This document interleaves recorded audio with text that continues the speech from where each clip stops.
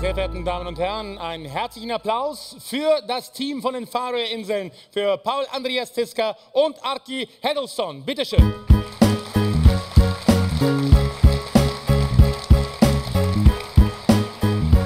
On my right. Welcome on stage. Thank you so much. How was it to come from Färöer to Switzerland? Very good. A wild ride, or No, was it okay? Weather was good. And About sunny 2.5, 3 hours of flight to Yeah. Zurich, more or less? Yeah, more or less, yeah. Is there enough space in the Färöer Isles for a big chumba to land down?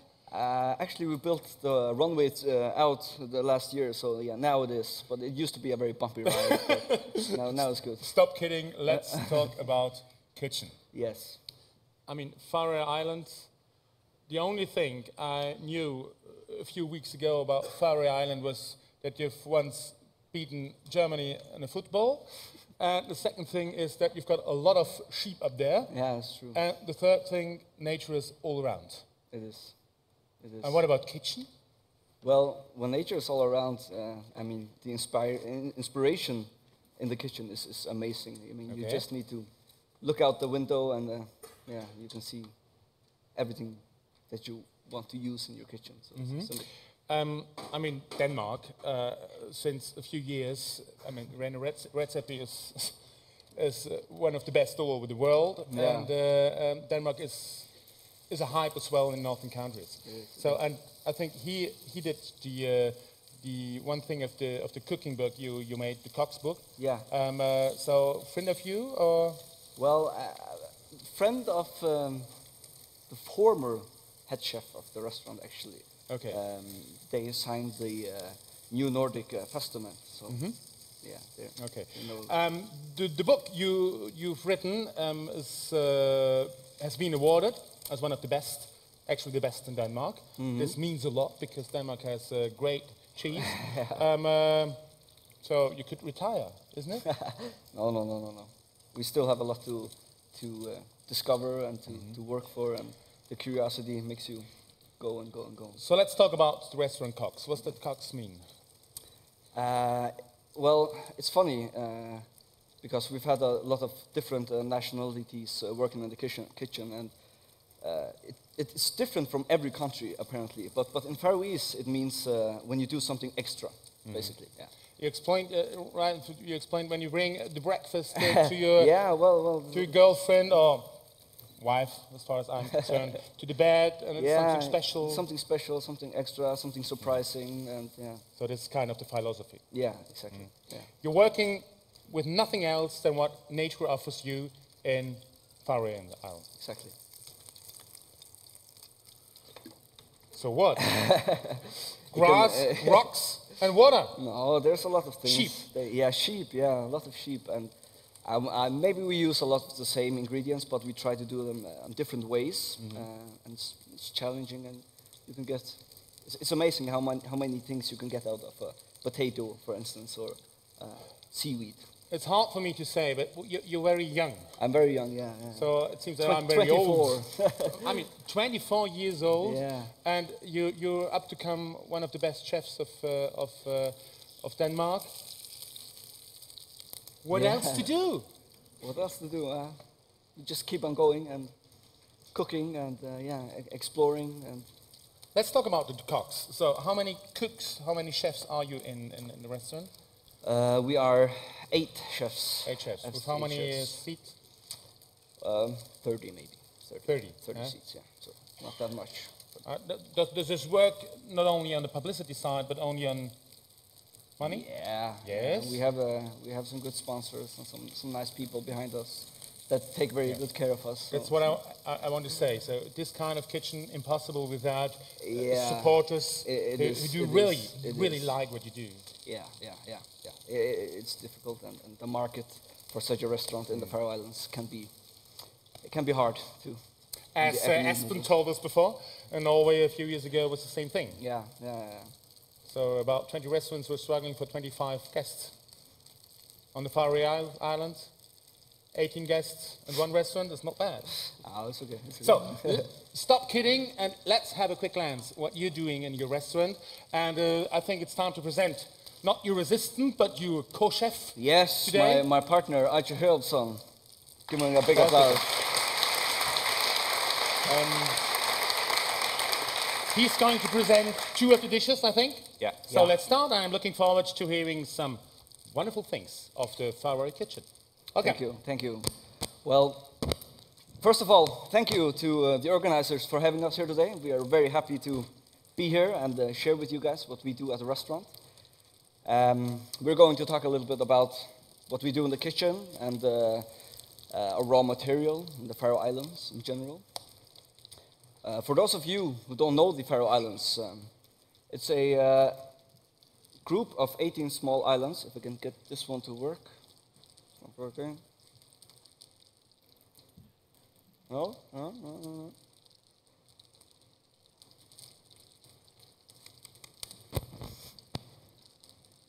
Sometimes technique.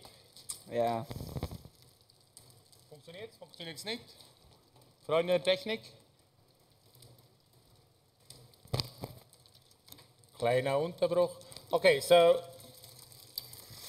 wie lange hat Neil? 1 minute. Okay. 1 minute. So no problem at all. Let's talk about your cooks in your kitchen. Yeah. Where did you get them from? I mean, Faroe Island is not the home of thousands of cooks. No, it's not. Isn't it? It's not. No, it's not. But we have most of them actually are Faroese. We've had some Danish cooks and some Swedish as well. And our sommelier at the restaurant is actually from Switzerland. Mm-hmm. Yeah. Even? Yeah, she is. Yes? A very talented young girl, woman. How did you get her to Faroe Island? My goodness. Well, she's been working in Denmark for some time, and I believe she heard about us when we released the book. Mm-hmm. Okay. And through some friends, she winded up in the middle of the North Atlantic Ocean. Okay, wonderful. For how many times? Well, 6 months now, maybe. 6 months now. 6, 7 months And now. still there. And still there. Yeah. wondering what's going on every day. I Well, think. she likes it. She likes it a lot. Okay, We wonderful. hope to have her. So international, as we've seen before with Espen as well, in the national team in the kitchen. And I think this is one of the reasons why such restaurants are functioning in this way. I think there's this different inputs from different countries, different cultures. Yeah, It's exactly. very important. It's very important. And, And you, with 24 years, you're the big chief, and you managed to get all those cultures together. Yeah, it's no problem. You must be not only talented in kitchen.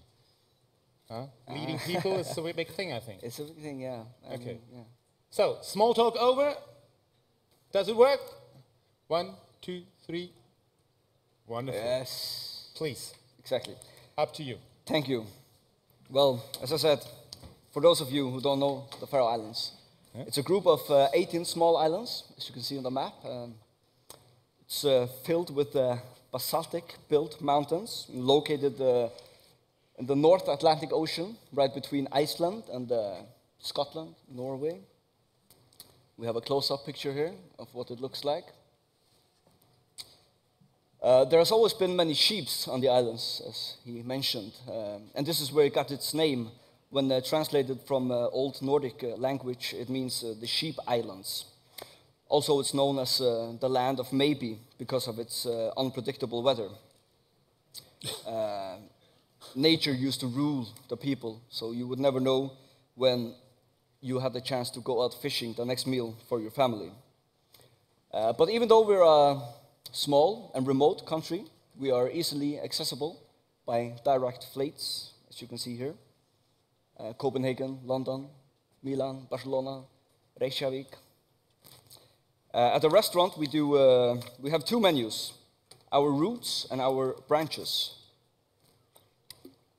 With our branches menu, we dig deep down in the culture of the Faroe Islands to give our guests the most of what the islands has to offer.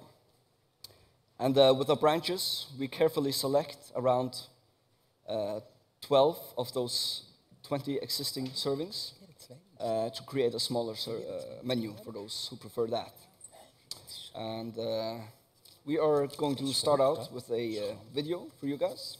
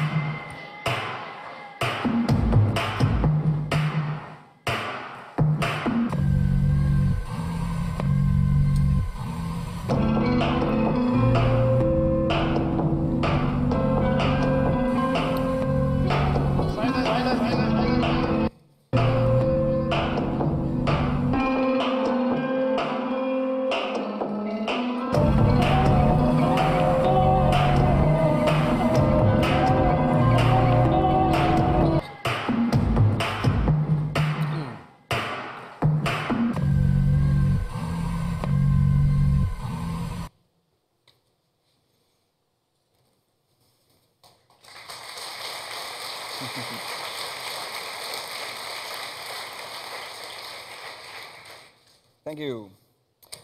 The first dish we're going to prepare for you today, is an old dish on the menu. It's a very simple dish. Only a carrot, seaweed, and beach herb, and cut fish. And this is what really makes the dish. It's a special kind of cut that we use. We call it Färöer Bank cut, and we'll have a graph of it right here. Yeah. As you can see, it's located on the southwest side of the Faroe Sea area, and the water running through this area is twice as much as all the fresh water in the whole world, and this is what passes the area per second, and it hits the plateau of the bank and starts circulating around the area. So all the food from the seafloor is being pushed up, and the fish get a lot to eat and are very active, swimming in this harsh environment their whole lives. The difference between this cod and a regular cod are a couple of things. If you take the size, it's much bigger. It grows 3 times as fast. You can get up to 2 meters, so taller than Archer right here, which is pretty tall. And the taste has more shellfish tones, and the structure is much more firm and compact. So it's almost like cutting into a chicken breast.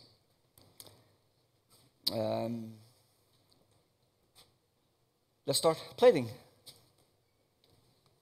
We have an emulsion of this beach herb, which we put on the bottom. And this is beach purslane, which is growing down by the fjord. Has a very fresh, green, salty flavor. Then we have the Färöer Bank cut, and a carrot, which is rolled in seaweed. And as I mentioned earlier, we try to focus on the traditions of the islands, and this is why we've replaced the salt out with seaweed in this particular dish, because before the 1800s we did not have any salt on the islands, So people would dry their own salt to get the saltiness out of the ocean. And then Aitje is plating with some fresh beach porcelain. And that's the first dish.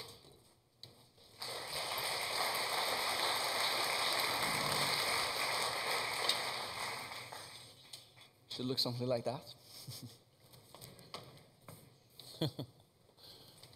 Just one question: How do you do this emulsion of It's very simple. beach grass? It's 1 part oil, no, 1 part herbs, and 2 part oils, blended in a Thermomix, and 6 minutes, 60 degrees. Strain it, and then blend it with again, and then it becomes it's finished. Yeah. As easy no as that. eggs or nothing. Nothing else. Nothing. No. Thank you. No problem. So, the next one is mahogany clam. And what I think is very interesting about this particular clam is that it can get over 500 years old. And if you are patient and have time, you can actually count, if we can get the picture up and running again, you can actually count how old each individual clam is by, as you can see, it has earrings. You count the earrings. That's pretty funny. And Aitje will tell us what he's going to do with the clams. So yeah, basically have the clam here. The first thing we add is some parsley oil. On top of that, we have the actual clam, which we only have cut in thin slices, because from our experience, if you add heat to it, it gets tough and basically uneatable. But then again, that's from our experience. On top of that again, we have some chopped parsley stems, which we'll add around here. And then we have some pickled elderflower, which really works well with the clam. Add a few around here. And to top it off, we have a sweet and Atlantic kelp bouillon, which is mixed with some brown butter and seaweed oil.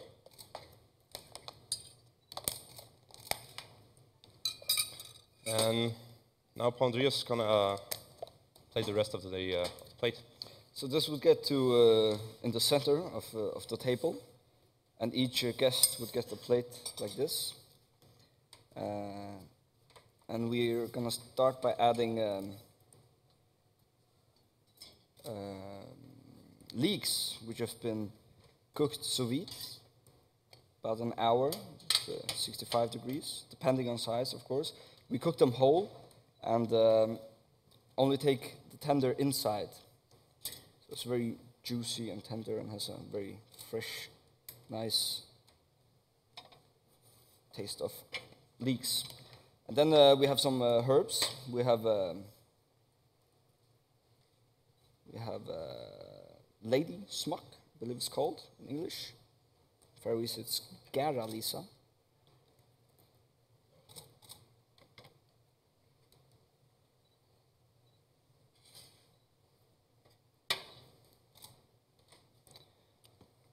And what we call goat's cabbage. Grows near by all the rivers in the Faroe Islands. And to top it off, we have the flower of Spanish chervil, which are Faroese, even though they're called Spanish.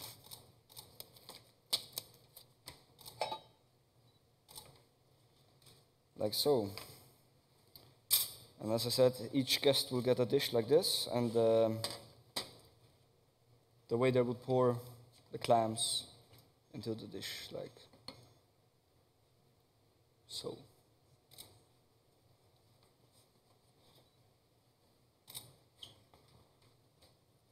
That's the second dish.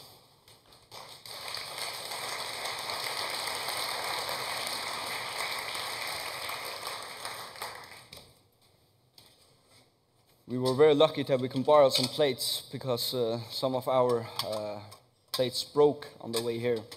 And that's why the pictures don't look exactly the same as when you see them over here. But it's okay anyway. We're very thankful for them letting us borrow it. So the next one is langoustine. We do it in 2 servings at the restaurant. The first one is raw, like this. We only peel the tail off the crust. Lobster. Yeah, of the tail, and clean it, of course, and serve it like this. And we have a juice, a lobster juice, to dip it in. Usually we had an oil, but we felt that the fat from the lobster and the oil was a bit too much. But basically what we do is we take all the heads of the oyster, pan fry them, juice them, so it becomes almost like a puree. And then we vacuum pack it, so compress it, boil it for 30 minutes, and then it splits into oil, the natural oil from the langoustine, and juice, and a mass of all the shells. So the oil we use for different things now, but we use this juice, which has a very intense langoustine flavor. So we serve it like this. Can you see it? Yeah. And you get a knife, Faroese traditional design knife, to cut the tail off and eat it with your fingers, and of course a wet cloth for that. So that's the third dish. Put it over here. Voila. Just let me explain the way you get the oil, the way you get the juice. Yeah. Once again, we take the heads, pan fry them, okay, and then juice them through a juice machine as you juice vegetables. Juice, yes. Yeah, and we get like a puree of langoustine, the shells and everything. Compress them, or, vacuum bag, yeah, and boil it for 30 minutes in a pot. Boil. 30 minutes. 30 minutes, and just boil, full stop. Boil. Okay. Yes, and it splits. So you just need to strain it. And you prepare it, and you got the 2 chosen oil. Exactly. You said you do different things with the oil. What else do you do with the oil? I mean, the juice we've seen you serve it with the langoustine. We used to use the oil for this, but after a while we felt that it got a little bit too fatty, and we've made vinaigrettes of it to turn it into salads and lots of different things. Wonderful. Thank you. No, thank you. So the langoustine servings has really become our signature dishes in the Faroe Islands. And this is probably because of the very high quality of shellfish and fish in general on the islands. It is a very steady temperature in the ocean. Only changes a couple of degrees from winter till summer. So the fish and the shellfish do not get this shock from the sudden temperature. That means that it's a much more firm and compact meat, and it grows slowly because it's pretty cold, and so it's very sweet and intense flavors. So this is truly a treasure of the islands. And we serve this next one like this. It's pan fried. We have some dried spruce, and put it in our treasure box here. Light the spruce on fire, like so. And then the waiter will carry it from the kitchen to the guests. So it gets about 10 to 15 minutes of smoke, spruce smoke. So this comes in 2 servings. Also, you eat this with your fingers and have a wet cloth. That's it for the langoustines.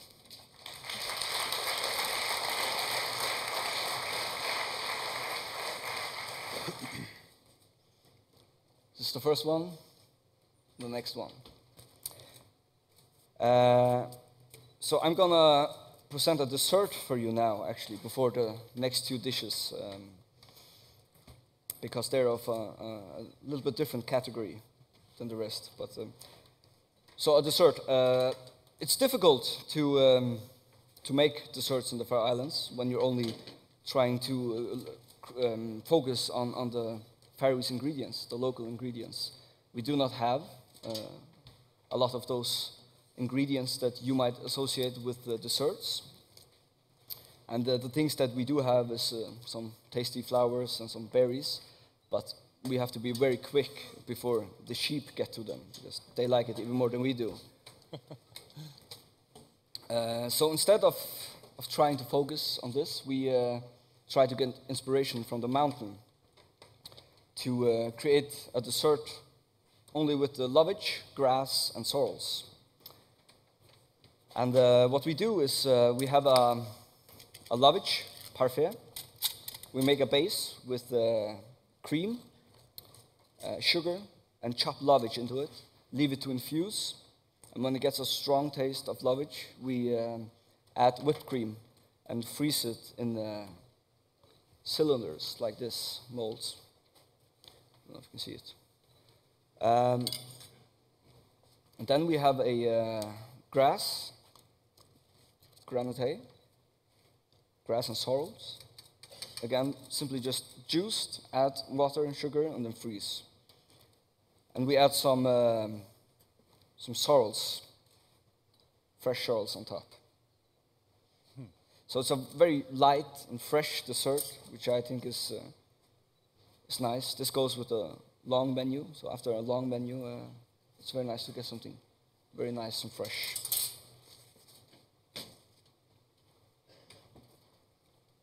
Here you go.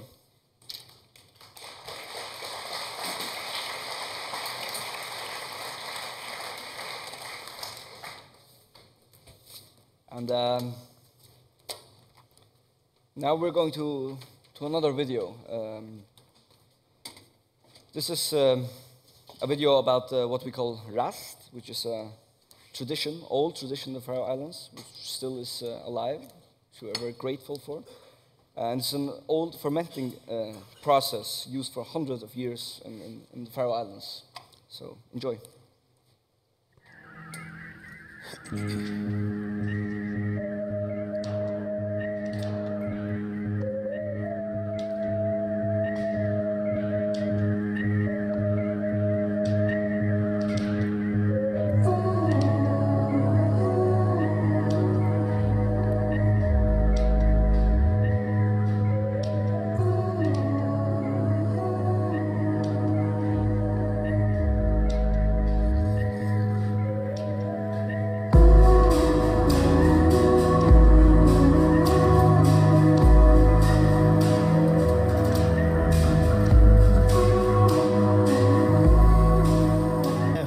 Så tar man hem innan så krymar så vaskar man den och hänger man upp. Det gick 6 veckor, 8 veckor också. Ja, nej, så andra vädermynd. Det är inte för hett, kallare. Så går man för det och flor och så hett. Så nu har jag chatt, så hänger man under chatten. Det är inte hänger sig upp på sommaren, det är för hett. For det floa. Det tror jeg ikke må regne fra elden. Han skal henge torre.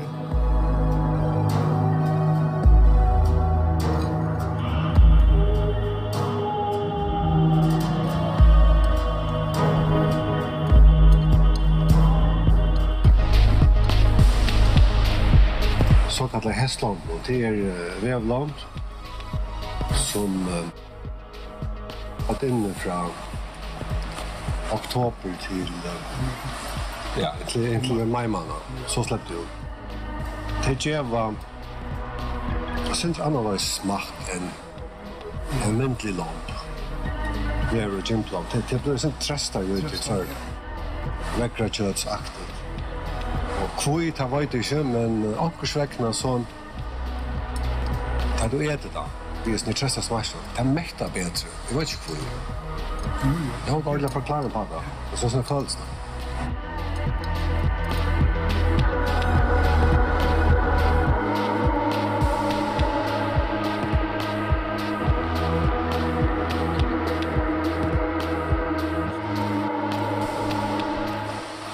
vet ikke, som vi kjallar bedre enn her, ja. Ræsingen er ikke god nok hvis det for når jeg trekker, så tatt noe kjøtt. Det kommer for litt smaker. Ja, skal helst standa sin det frukt fyr, altså. Check av en hestland. Og dette flett 16. oktober. I dag har vi 20. april. Så det mer best personlig at det omlai 6 grader ute. For da nere 5 så hadde det blitt lite sinter. Det var sant. Og smaken, altså, ræsingen ikke var noe.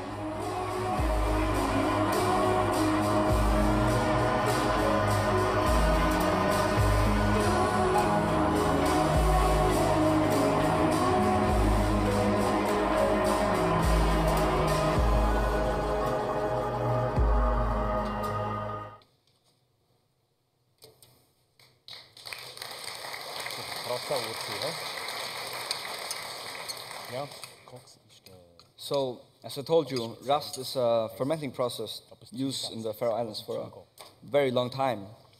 And the way we do it is simply just by hanging the meat, nothing else, in a dry house, some remote place. And as you can see here, what happens is the natural yeast and bacteria that are floating around in the Faroese climate attacks the sugars of the lamb, which causes them to produce lactic acids. And the lactic acids and bacteria are breaking down the proteins, creating different kinds of amino acids. And as long as the proteins are being broken down, the meat gets much more soft, gets a very intense, complex smell, and a very umami-filled taste. Usually we slaughter in October and hang it right away.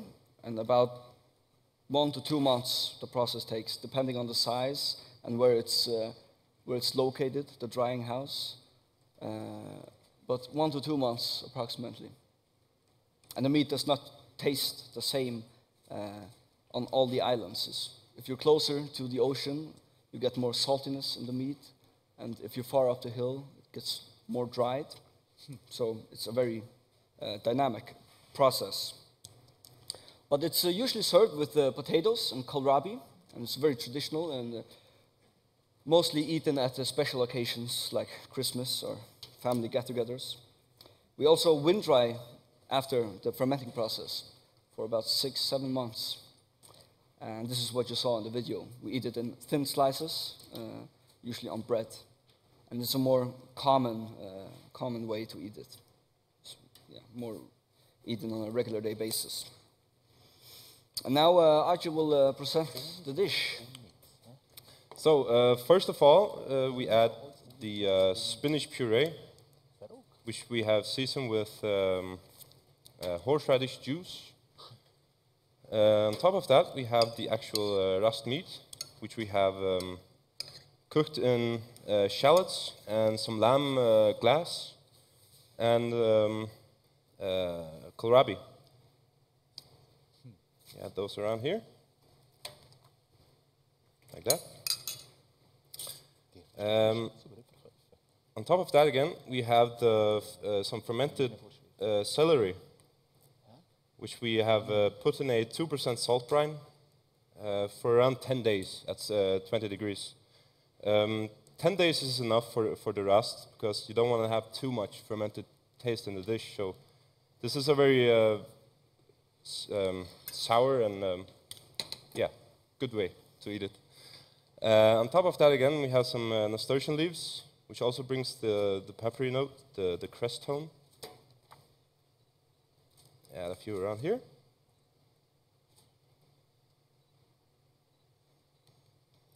Just like that, and the dish is ready.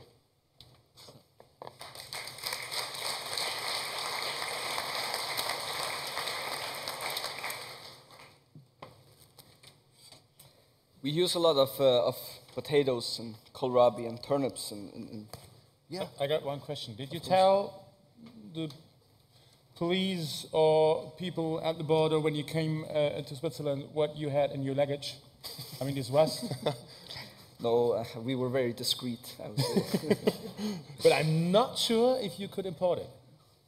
Not sure. I'm not sure either. I'm not sure. So this is a very old traditional way it's a to very old. keep it to Yeah. keep this more or less fresh. Huh? Yeah. Do you get what do you get as answers, as reactions from people who come from the continent who don't know it? Well, actually, the rust meat, people like it. People like it. Yeah. It's it smells very strong, but it tastes not so extremely strong as you might think. When you smell it. Because the reaction we get normally in Switzerland when it's all about sheep, lamb is okay, but not too much taste of lamb. If not, it gets back to the kitchen. No way in Färöer Island. Well, I think that's what we're all about, and people that are coming to our kitchen want to experience these things, and you know, they accept it. They trust what we do, and they maybe, you know, the foreigners don't really know because they haven't tasted it before. So there's no way of them. You think better not letting them know what they eat? We're not telling them. We just, no. Yeah, but they like it. They like it. Usually they like it. Wonderful, great idea. Yeah. Thank you. Go on. Thank you. And well, for going back to the rust, as I said in the beginning, this is a very and you said it's a very old tradition, and we do not know exactly how old it is or when it started, but we know why. We might know why. The reason is also, as I mentioned earlier, we did not have any salt. So salting the meat for preservation was not an option. And there were no trees, there were no woods on the island. All the wood that was there was draft wood.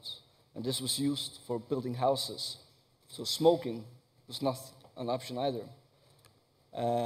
So someone along the way must have figured out that it was possible to preserve the meat only by hanging it. And he must have been very lucky that it worked only in the Faroese climate, special climate.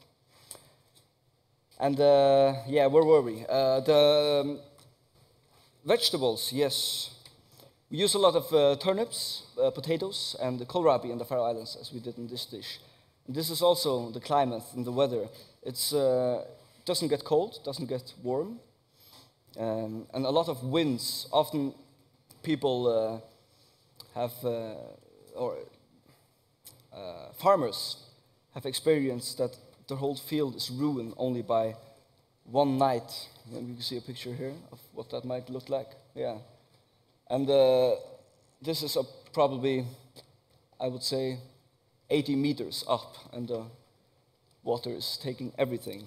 So, but the vegetables that do survive this harsh environment, they are usually very good because we have a cold summer and a warm winter. So all the microorganisms that live in warmer soil are only there in a very limited amount. And these are the microorganisms that attacks the vegetables, causing them to produce bitter substances by defending themselves. So the vegetables are very sweet and very juicy, especially the turnips. They're like eating juicy apples. The next and final dish we will serve for you is also fermented. It's a fermented cod this time. And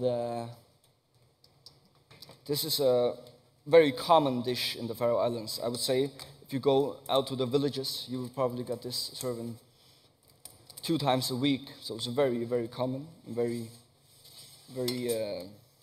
traditional. This is probably the most challenging dish we have had on the menu. We serve the rust fish together with fermented lamb intestines, and the fat of the intestines is usually used as a sauce.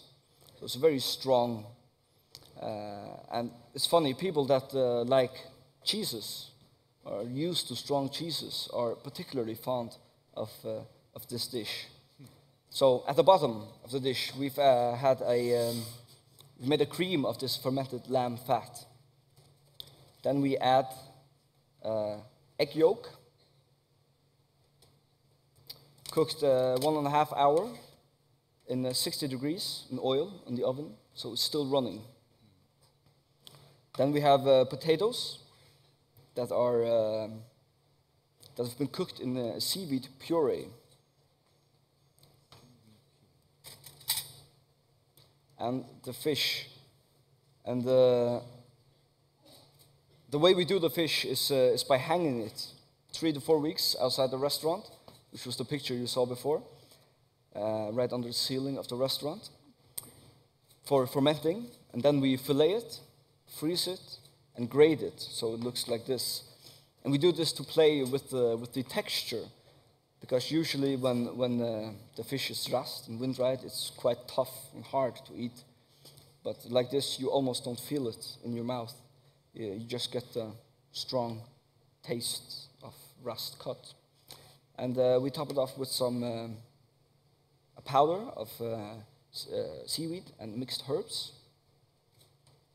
And at last, the actual sauce, the fermented lamb fat sauce. And we, even though this dish is not for beginners, we feel that the Faroese experience is not complete without it. That's the last dish.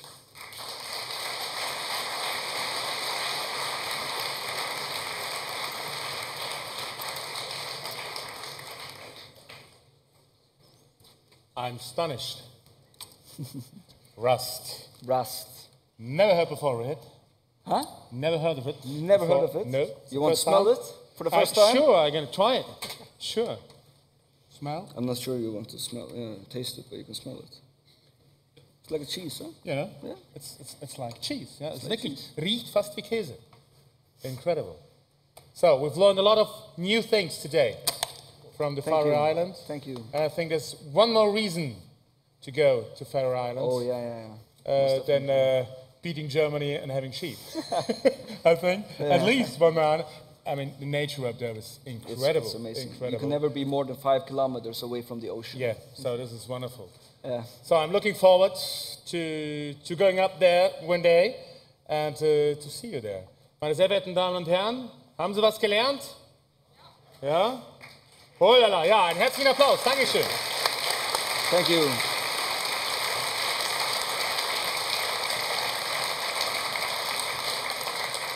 Thank you. Retomatis mit dem obligaten Geschenk. This is a little percent of the organizers here for you. Thank you so and, much. your team in the kitchen. Oh. And, well, I'm astonished. Wonderful. Thank you. Thank you for having us. Thank you very much. Thank you. Thank you very much, Chakri. Thank you.